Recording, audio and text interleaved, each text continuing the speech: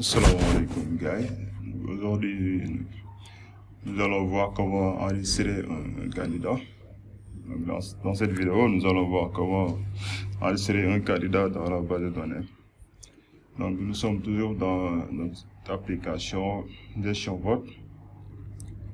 Donc, nous allons respecter l'architecture MVC, comme nous l'avons dit depuis le début. Donc, ici, nous avons déjà créé notre modèle candidat et électeur. Donc ici c'est le M. Maintenant, qu'est-ce qu'il nous reste? C'est de créer notre contrôleur et notre view. Maintenant, qu'est-ce que nous voulons? Nous voulons enregistrer un candidat. Donc nous aurons besoin d'un formulaire et un contrôleur pour le traitement. Donc nous allons dans App, HTTP, contrôleur. Et là, nous avons un contrôleur par défaut. Donc nous allons créer notre contrôleur. Ok. Donc, pour créer un contrôleur, vous mettez PHP artisan make controller. Et là, vous donnez candidat controller. Ok. Et là, vous avez votre candidat controller. Maintenant, si vous mettez PHP artisan make controller direct seulement, là, vous aurez votre contrôleur.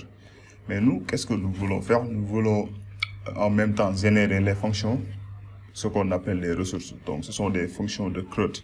Donc, ce sont des fonctions qui vont permettre du moins de pouvoir supprimer, ajouter, modifier donc des éléments. Oui, un autre modèle. Donc, c'est le CRUD. Donc, c'est le CRUD. Donc le C c'est create, read c'est pour lire les données, le U c'est le update, donc pour mettre à jour les données, et le D c'est pour supprimer les données. Donc c'est ça le create. Donc nous, qu'est-ce que nous allons faire? Nous allons supprimer le contrôleur. Là on va ajouter -R. Vous ajoutez -R, -R. Et là, vous aurez un nouveau candidat contrôleur. Mais qu'est-ce que vous allez remarquer? On a des fonctions qui sont générées par défaut. Donc, nous avons le index, le create, le store, le show et le edit. Et update. Et là, on a le destroy, qui est le delete. Ok, maintenant, nous avons créé notre contrôleur. Nous allons créer notre view. Nous allons dans ressources, view. Et là, nous allons toujours organiser notre code. Donc, on va créer un dossier qu'on va appeler candidat. Et dans le candidat, nous allons ajouter un fichier. Donc, un fichier pour ajouter un candidat. Donc, c'est un formulaire que nous allons mettre là-bas. On va mettre add ou bien ajouter. Et il faut mettre toujours l'extension blade.php. Donc, là, nous avons notre view. Maintenant, quand vous créez une view, automatiquement, pensez à aller ici au niveau de route, web, et là, vous déterminez la route. Qu'est-ce que nous allons mettre? Nous allons mettre une route ici, de type get. Et là, on donne seulement un nom. Donc, on peut dire ajouter, point candidat, bien ajouter / candidat. On peut mettre ajouter / candidat. Donc c'est seulement le nom de la route. Et là, nous allons mettre notre contrôleur, candidat contrôleur. Et là, nous allons choisir la fonction index. Donc je vais expliquer. Donc ici, on va dire que quand on est au niveau de ajouter candidat, quand on tape l'URL ajouter / candidat, donc tu vas au niveau de candidat contrôleur et tu appelles une fonction qui s'appelle index. Maintenant, nous allons au niveau de candidat contrôleur. Vous voyez, nous avons ici notre fonction index. Maintenant, nous allons taper ajouter / candidat. vous allez remarquer, il nous dit que function does not exist. Donc pourquoi? Nous allons supprimer les simple cuts. Donc vous mettez candidat controller, là vous mettez classe, et là vous allez mettre ici le nom de la fonction, donc c'est index. Donc ça veut dire que quand on est dans candidat, aller dans candidat controller, tu cherches une fonction qui s'appelle index. Donc il va venir au niveau de candidat controller, va chercher une fonction qui s'appelle index. Maintenant c'est ok. Et là nous avons toujours une erreur qui est le candidat controller does not exist. Pourquoi? Donc c'est mieux de travailler comme ça vous allez mieux comprendre les erreurs. Maintenant, quand vous mettez ici candidat controller, il va pas vraiment trouver le namespace ici ou bien le chemin. Maintenant, il faut mettre ici le use http controller et là vous mettez candidat controller. Maintenant, imaginez que vous avez 100 contrôleurs, donc vous serez obligé de mettre pour chaque contrôleur. Maintenant, le mieux c'est de mettre le namespace. Comme ça, vous allez prendre seulement le namespace et là vous mettez contrôleur. Comme ça, il va prendre en compte tous les autres contrôleurs. Là, on va actualiser.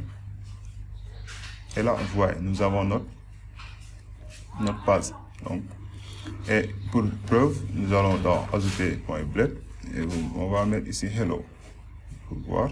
Non, c'est pas ici parce que j'ai pas encore. Nous allons venir au niveau de la fonction. On va mettre un return de hello. Voir. Donc, parce que quand il appelle ici la fonction index, donc normalement, il doit donc exécuter ce qui est dans la fonction. Nous allons actualiser. Là, donc ça veut dire que ça marche. Maintenant, nous, qu'est-ce que nous voulons? Nous ne voulons pas retourner hello, nous voulons retourner une view qui est dans, donc c'est view qui est dans le dossier candidat et qui s'appelle ajouter. Donc vous mettez seulement ajouter, ne mettez pas le blade.php. Et là, pour preuve aussi, nous allons venir au niveau de candidat, on met ici hello. On va actualiser. Et là, nous avons toujours hello. On va mettre hello, ok, pour voir. Et là, toujours on a hello, ok. Maintenant, c'est comme ça qu'on déclare les routes. Et c'est notre base principale qui s'appelle, donc c'est dans layout qui s'appelle app. Et quand on actualise, vous allez voir automatiquement le menu. Ouais, parce qu'on met un extend de menu. Et là, qu'est-ce que nous allons faire? Nous allons mettre un arrobas section. On l'avait appelé content. Et là, on met une section. Ok. Et là, c'est là où nous allons mettre notre contenu. Donc ici, nous allons utiliser un peu de Bootstrap, div.container. Ok. Donc c'est une classe. Nous allons utiliser donc la classe card. Donc ici c'est la card. Donc on suit par ça, hein, là on va utiliser un card header. Donc card header. On peut dire ajouter un électeur, un candidat du MES. Et là on va mettre un background de info et un texte de white. Donc c'est bon. Là nous allons mettre un div.cadBody. Et là nous allons mettre notre formulaire. Donc c'est form. Donc c'est form. Ici c'est post. Là nous allons mettre notre formulaire. Donc nous avons besoin de quoi pour candidat? Nous allons voir la base de données. Ici, au niveau de candidat, on va lancer le serveur. Ok. Je vais arrêter le big monde là. notre serveur là. Ok. Ok, c'est bon. Maintenant, c'est candidat. Dans candidat, on a besoin de nom, prénom, date de naissance, partie, et create and update at. Donc, c'est, nous allons utiliser aussi du Bootstrap, c'est du form group. Ok, ici, nous allons utiliser du form group. Ici, c'est du form control. C'est du input ici. Input, text et name, nous allons mettre nom. On va mettre une classe qui est du form control. Donc, on a vu les formulaires en Bootstrap. Vous pouvez consulter la série. Et là, nous allons mettre nom. Ok, on va dupliquer. Donc, c'est nom, prénom, date de naissance, partie. Je pense que c'est ça. Nom, prénom, date, naissance, ici, partie.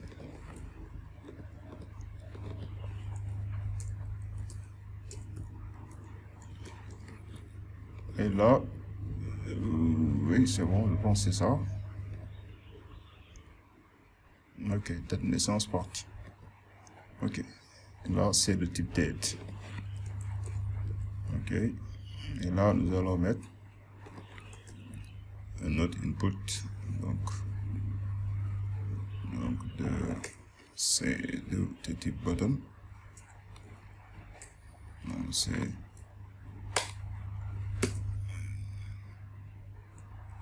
classe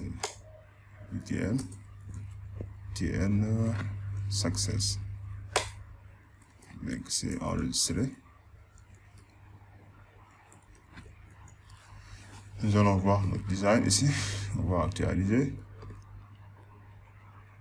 Ok, là nous avons notre formulaire. On va mettre un margin top ici. Mais c'est bon comme ça.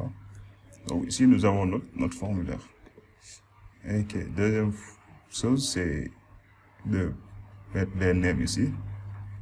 Donc ici c'est prénom. Ici c'est date de naissance. Donc les names.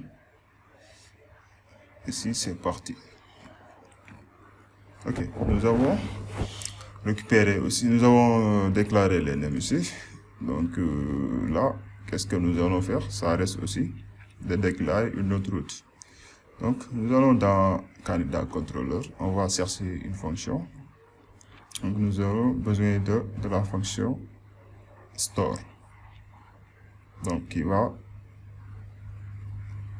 donc dans le store nous avons le request. Donc c'est le request que nous allons utiliser pour récupérer les names ici. Donc et de les enregistrer dans la base de données. Maintenant ici nous allons mettre ici un DD de request. D'abord, nous allons mettre un DD de request. Nous allons dans web, nous allons déclarer une route. Maintenant, la route là, c'est le type post. Parce que c'est la route qui va nous permettre d'enregistrer le candidat. Mettez toujours ajouter. Mettez enregistrer / candidat. /candidat. Ok, maintenant ici, nous allons mettre c'est quel contrôleur, c'est candidat contrôleur. Donc c'est une classe. Et là, on va appeler la fonction store. Et là, nous allons utiliser ce qu'on appelle une fonction name. Donc le name, c'est la route que nous allons utiliser. Donc il y a une différence entre l'URL, c'est ça l'URL, et ça c'est la route. Donc c'est la même chose. Soit vous utilisez l'URL, soit vous déclarez une route. Vous dites que nous, quand on utilise store.candidat, donc c'est la même chose. Store.candidat c'est la même chose qu'enregistrer candidat. Ouais. Maintenant nous allons venir au niveau de notre formulaire. Nous allons mettre l'action ici. Maintenant quand vous utilisez le name, quand vous utilisez ça, ici le name, ici, vous allez mettre le décorateur route. Et là, vous mettez store.candidat. Maintenant, si vous utilisez l'autre, qui est ici, l'URL, maintenant là, vous n'allez pas mettre ici route, mais vous allez mettre URL. C'est ça la différence. Maintenant, c'est notre action. Maintenant, on va essayer de voir si nous avons bien appelé la fonction. On va mettre enregistrer. Et là, nous avons erreur 419. Pourquoi? Parce qu'il y a ce qu'on appelle un token. Quand vous faites une demande, un request, il faut toujours mettre le token. Comment on met le token? Donc, c'est plus facile maintenant. Mettez @csrf.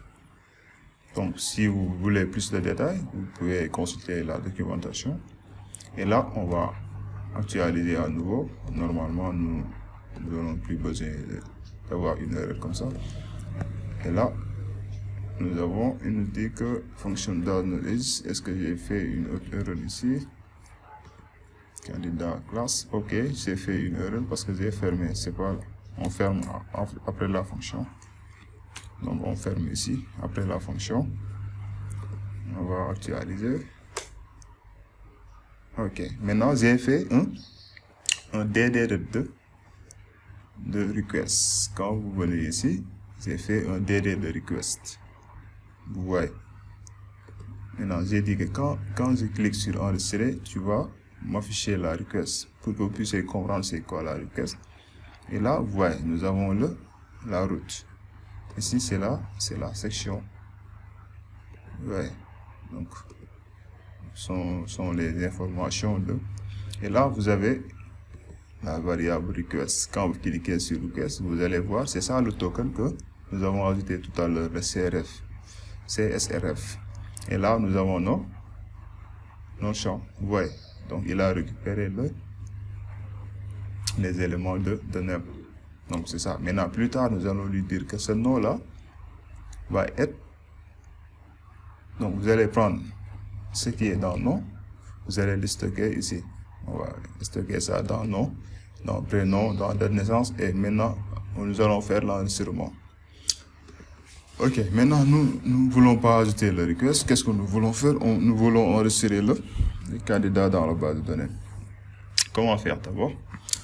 Donc, ici, nous allons instancier le modèle candidat. Mais il faut on va créer une variable, on l'appelle candidat, égale new candidat. On va instancier la classe. Ici, on instancie le modèle. Donc, ici, on instancie le modèle. Donc, vous voyez ici, nous avons app modèle candidat. Donc, il faut importer le modèle. Use app modèle candidat. Et là, nous avons notre modèle candidat. Vous allez instancier candidat. Maintenant, quand vous instanciez candidat, vous aurez accès aux variables. Ok. Vous avez accès aux variables qui sont là. Et là, on va dire que candidat non, parce que le candidat non, quand vous mettez candidat non, c'est pas le nom qui est dans le name, mais c'est le nom qui est là. Ouais. Si par exemple vous avez écrit ça en majuscule, il faut mettre ça ici en majuscule. Parce que vous allez dire que ce candidat nom là va être par exemple égal Sounoutek. Ouais. Maintenant nous, au lieu de dire que le candidat nom égale Sounoutek, on va lui dire que ce candidat nom là est égal au, ou bien égal, c'est quoi? Égal, donc c'est la valeur. Donc on peut dire que c'est la valeur que l'utilisateur va mettre dans le formulaire. Donc égal request de nom. Ouais, on va dire que candidat nom égale le request de nom. Donc ce nom là, c'est le name. Et là, c'est la base de données. Maintenant, on va faire de même pour les autres. Donc, on va dupliquer candidat prénom. Ici, c'est prénom. Ici, c'est candidat. On l'a appelé comment? C'est candidat date de naissance. Vous allez mettre date de naissance. Et là, on l'a ici au niveau de name, nous avons mis date de naissance. On va copier. Et là, on va coller. Ici, c'est parti. Ici, c'est parti. OK. Et là, si nous avons fait ça, on va enregistrer le candidat, l'objet candidat. Vous allez utiliser la fonction save pour enregistrer candidat. Maintenant, nous allons tester. On va venir d'abord dans structure. Ouais, donc nous avons nom, date de naissance, partie. Maintenant, nous allons parcourir. On va browser. Nous avons donc aucune donnée ici. On va essayer d'enregistrer un candidat. OK. Donc, on va mettre, par exemple, Sonko. Prénom, c'est Ousmane. Date de naissance. Donc, on va mettre ici 1980, exemple. Partie, c'est oublié, c'est pas. C'est comme ça, peut-être. On va enregistrer pour voir si nous avons pas une erreur. Et là, nous avons aucun message, mais on va voir ici la base de données. Et là, voyez, nous avons notre donnée. Maintenant, la deuxième chose, c'est quoi? On va essayer de rester sur la même page, tout en affichant un message de success en disant que le candidat a été ajouté ou bien est ajouté et enregistré, donc ça dépend. Donc, pour ça, vous allez dire que return un redirect back. Mettez un redirect back. Vous pouvez utiliser la fonction back. Donc, il y a tellement de fonctions que vous pouvez utiliser. Donc, si vous lui dites redirect back, il va rester sur la même page. On va actualiser pour voir. Vous mettez mode, c'est show mode. Et là, vous allez choisir la date de naissance. Partie, vous mettez IEU et vous allez enregistrer. Ouais, vous restez sur la même page. Maintenant, c'est bon. La troisième chose, c'est d'afficher un message de success. C'est quoi? Vous allez lui dire with, vous allez utiliser la fonction with.